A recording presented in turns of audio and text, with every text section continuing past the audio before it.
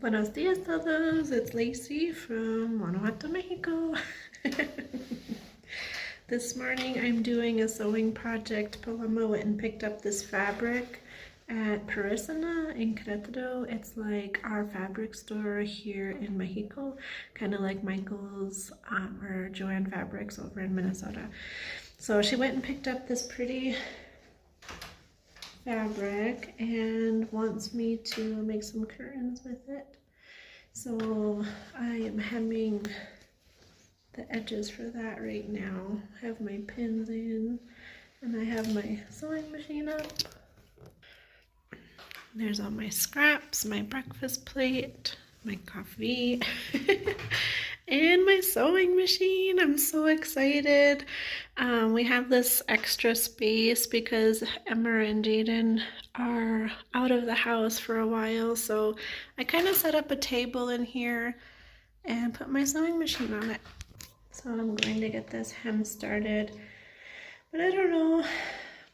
My mama heart is hurting a little bit today. I don't want to cry, but I know all the moms out there will know how I feel. So I thought I would, I don't know, come on and share and talk about it. As many of you know, we self-deported, my husband and I, and our most of our younger children to Guanajuato, Mexico, from Minnesota 5 years ago now. June 6th was our 5-year anniversary. And we left our oldest son back in Minnesota. He had a lot of things going on in his life. He was working, spending a lot of time with his birth father, and something that he hasn't been able to do for most of his childhood, because he grew up with Pa and I. Pa came into Dylan's life when Dylan was about 3 years old, and has been such a good pa to Dylan ever since. His other father wasn't available for a lot of Dylan's life, so he grew up with Pa. Pa listening to his Mexican music, speaking in Spanish. We'd all go down to the cities and we'd have Mexican meals and go to the Mexican grocery store and stuff. And so that was a big part of Dylan's life up until Dylan was about 16 years old and had an opportunity to go and live with his father, and Pa and I just supported that. It was something that he was very insistent on doing, and there's just nothing that you know, we wanted to support him in that. You can't force somebody at that age to do what you think is best. And you know, a lot of us mamas, you know, when we have older teens, we don't always know what's best either. So how can we even recommend something without having to hold all of that responsibility and the consequences of that?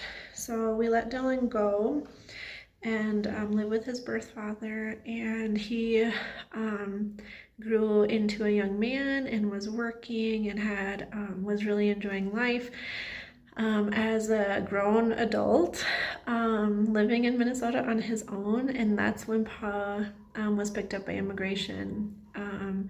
And then that 1 year we were preparing with Pa's 1 year stay to self-deport. We, you know, had spoke with Dylan, and we knew that he had his whole life there, and so we didn't even really request for him to join us. We didn't want him to feel the pressure, and we were kind of like in emergency mode for the children that were completely dependent on us.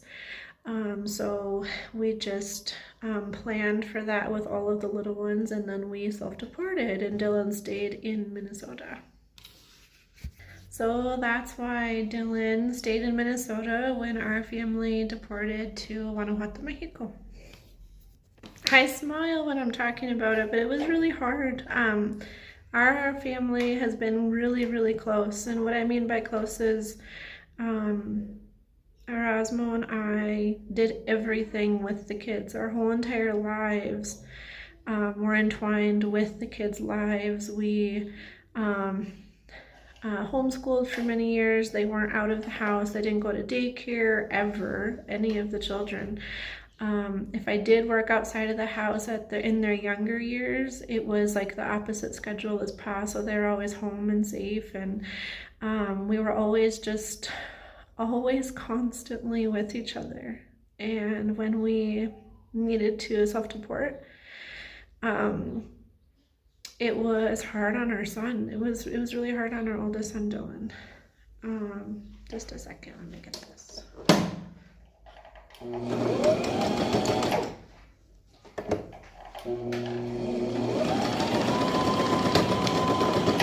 Okay, I started that end, just a sec. We thought that he was in good hands. He was a young man taking care of himself, and we thought that he had some support with his biological father and with other family that stayed. And we left and were in like emergency mode to just take care of our family and see if we could even survive down here. I told him that when he came to visit, because there's a small part of him that feels like he was left behind. And I told him I didn't even know if we were going to survive. I didn't know if we were going to make it down here. I didn't know what life was like here. And Pa knew what life was like here, and he didn't really have anything good to say because of a lot of things that he dealt with as a kid growing up here out in the mountains of Guanajuato. And he wasn't very sure of any of it either. So Dylan was kind of hurt by that, I think. He didn't like come out and fully express that, but I think as his mom that's some of the feelings that he had. And so the 5 years that we were here in Mexico, the first 3 years we were just trying to survive and see if we could last, see if we could make a life here. And see what that looked like. And so we didn't have a lot of focus on him. We would call and talk to him and hear, how he's doing. But we couldn't even offer for him to come because we didn't even know if we were going to stay, if we were going to be okay. And we knew that he was all situated there. So as we started building and we started learning how things work here in Guanajuato, then we started wanting him to come, and we were asking him, but he was a little resistant, a little hesitant on coming down because he has a lot of reasons for that. Number one, it's really hard to take off work for just a few weeks to go live a different life in Guanajuato and go visit family. And then when he did have the availability, he had other responsibilities to other siblings and to his father over there and family, or just leisure time that he wanted, So he finally came. I convinced him on my last trip to Minnesota that he needs to come down and he needs to see family. Junior, he's never met Junior before. Maya, we left when she was just a little tiny baby. He was there for Maya's birth in Minnesota, and then she was only, I think, 4 months old when we left, something like that, maybe 6 months old when we left. So a lot of us hadn't even seen Dylan or met Dylan for many, many years. And so, yeah. So when we were requesting and he wasn't coming, it hurt. It really hurt, but we understood why. He had his reasons.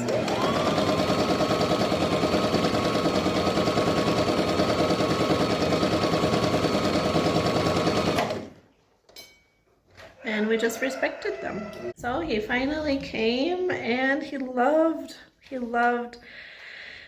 the closeness that we've always had in our family, and really realized that there was a yearning for that, and we really realized that there was a yearning on our side for that, and we just spent so much good time where I didn't even want to pull out my camera. I didn't even want to record because I just wanted to feel it. I just wanted to soak it up and enjoy it. As many of you moms know out there, our kiddos are everything. It's how we serve the Lord. It's how we have a little bit of purpose in our life. And it's filled with so much love that can't be found anywhere else in anything. And it was just beautiful to have Dylan here. Like, literally just sit there and stare at him in disbelief that he was here. And he said to me many times, I'm sorry, the roosters are out there crowing. But he said to me many times when he was here, he feels like he's in a dream. Like he couldn't believe that it was finally happening. And I just wanted to explain the family dynamics that we have in our family and how much it meant to us to have Dylan here. It meant so much to us.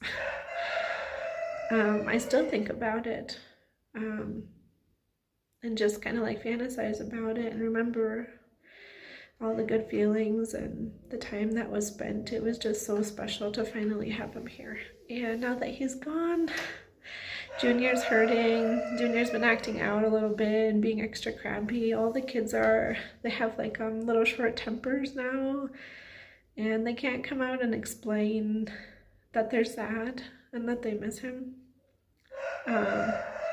But we do a lot because we've raised all of the kids to always have family first, and for that to be like the most important thing to us.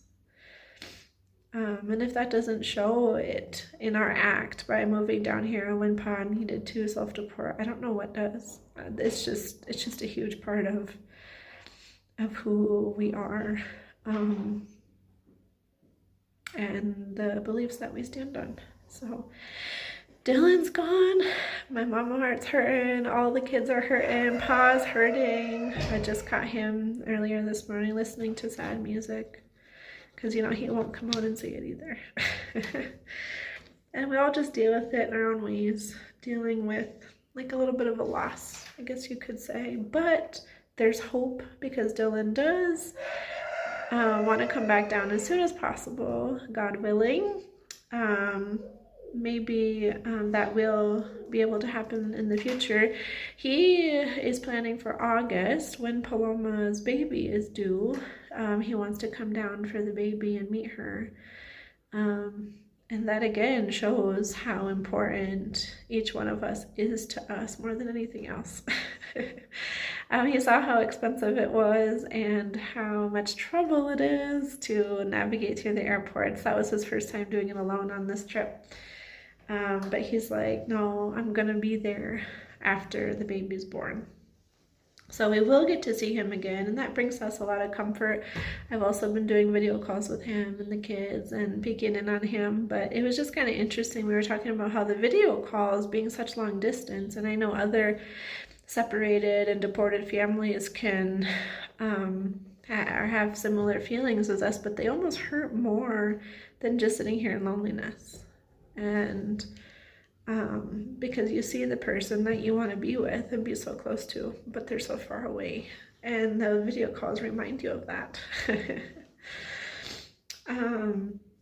So he is wanting to come back down, and he even talked about expressing feelings and maybe wanting to start a life here, and start building a life here for himself. Things change, and I don't want to get too excited about it, but he was very adamant that he's very happy here and spending time with us, and really enjoyed Mexico, because a lot of the reason is because his family is here, and wanting to start a life here. So we'll see what his plans are for and what that looks like. And I'm just gonna get back to sewing these curtains. But I thought I would just come in and share that little bit with you.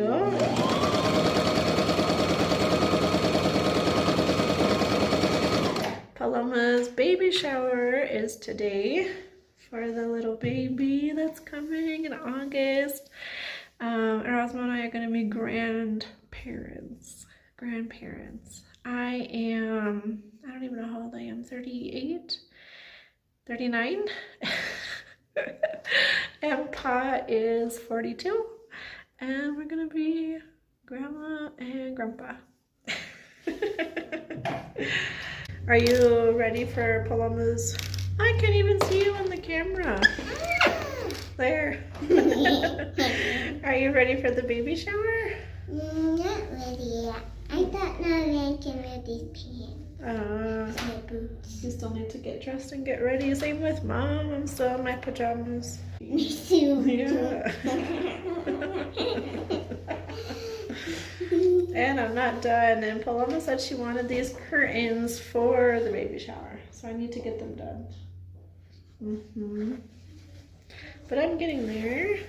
They're a little bit more difficult because she has curved windows. Are they circles? I can't remember. Paloma's window? No, like. Let's see. Okay. So she has like arched windows where it's curved on the top. So she kind of cut the material in a curved manner, and then wants me to hem that. So it's a little bit more difficult than just an easy hem, an easy straight hem on the curtain, but I think I'm figuring it out.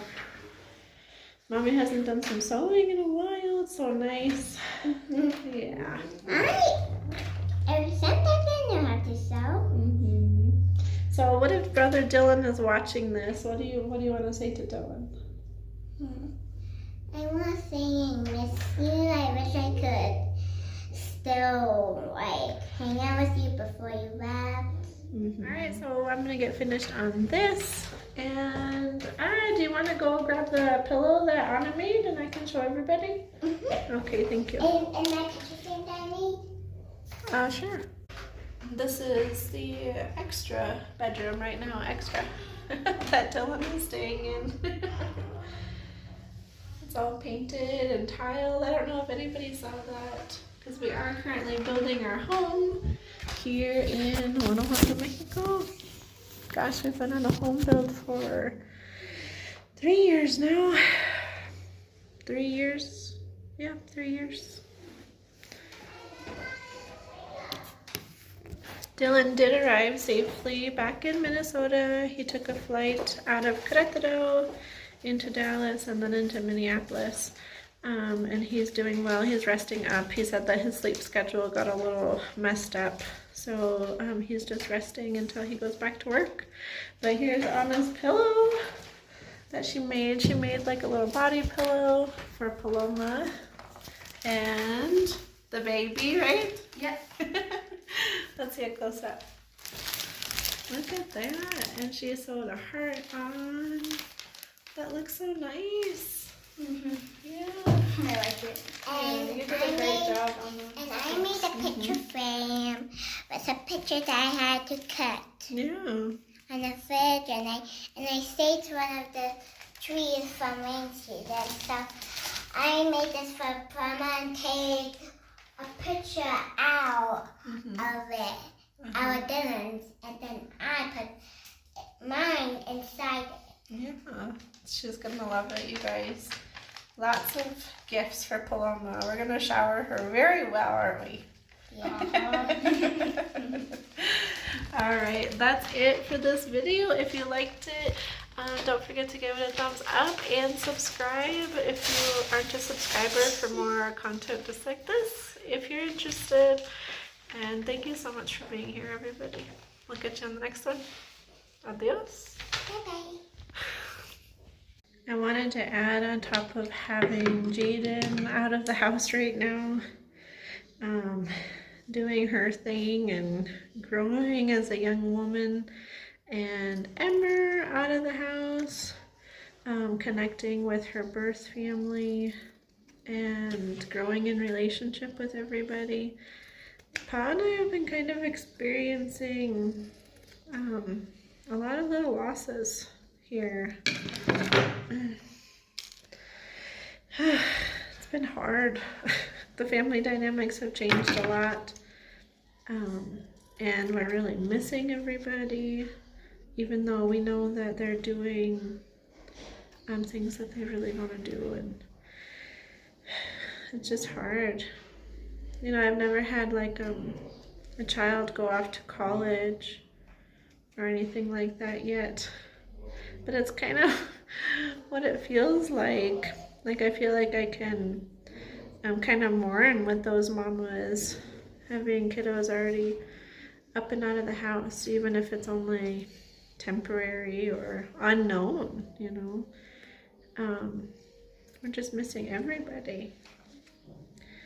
But it comes with being parents of older ones. You know, they have things that they want to do in life and goals that they want to accomplish, and we just have to sit there and be happy for them and excited for the journeys that they're on. But it doesn't mean that we can't feel our honest feelings either about the sadness and the loss that comes along with that for us. That's okay too. And finding more things to do, since I specifically have so much more free time because I was homeschooling everybody and managing a household with a lot more people in it, and now there's a lot less people in it. And so, you know, now that one of our bedrooms opened, I moved the sewing machine in here because I do find myself having a lot more free time, something that I'm not very used to. Been in survival mode, I feel like, for the last 5 years, trying to figure out life here in Mexico while raising our crew, and now I find myself having more free time. So that's a good reason to pull out the sewing machine, yeah, Pa? Yeah. Pa finds himself having a lot more free time too, don't you? What do we do with it? Guess we gotta figure something out. It's weird. It's weird to not be in survival mode. I don't know how to explain that to anybody, but we've been in that for a long time. I am talking to him, he's here.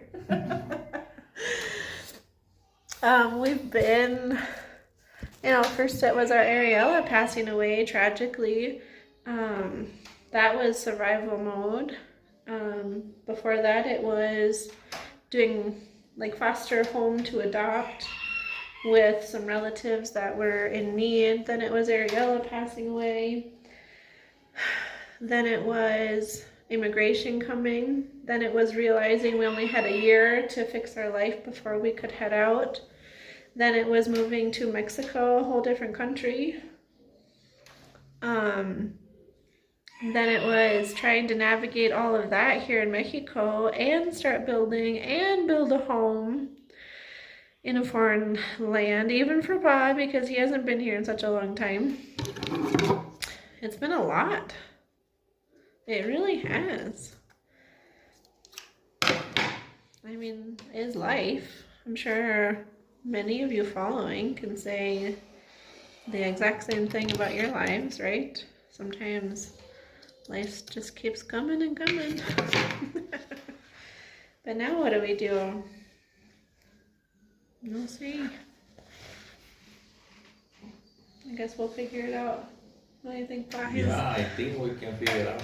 You're over there being quiet. Yeah, yes. Pa's always quiet, if anybody knows him. Running and running. Mm-hmm. But now... Yeah.